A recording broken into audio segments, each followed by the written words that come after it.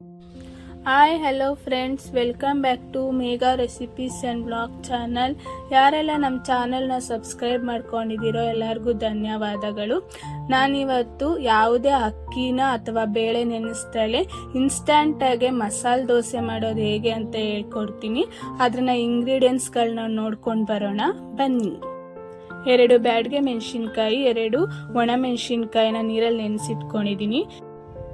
ಇವಾಗ ನಾನು ಜಾರಿಗೆ 1 ಕಪ್ ಅಷ್ಟು ಅಕ್ಕಿ ಹಸಿಟ್ಟನ್ನ ಹಾಕೊತಾ ಇದ್ದೀನಿ.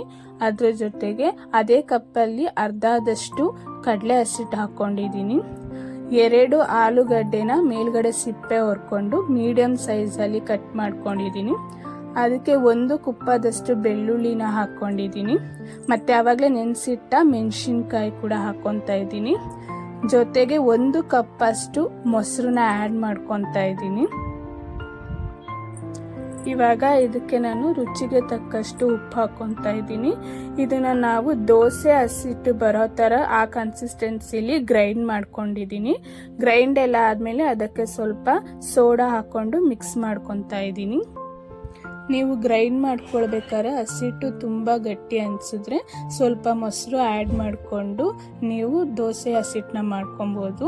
ತುಂಬ ತೆಳ್ಳಗೆ ಮಾಡ್ಕೋಬೇಡಿ. ನೋಡಿ, ನಾವು ದೋಸೆ ಹಾಕಿರೋದು ಎಷ್ಟು ನೀಟಾಗಿ ಬರ್ತಾ ಇದೆ ಅಂದರೆ ಒಂಚೂರು ಕೂಡ ಕಿತ್ತೋಗ್ತಾ ಇಲ್ಲ.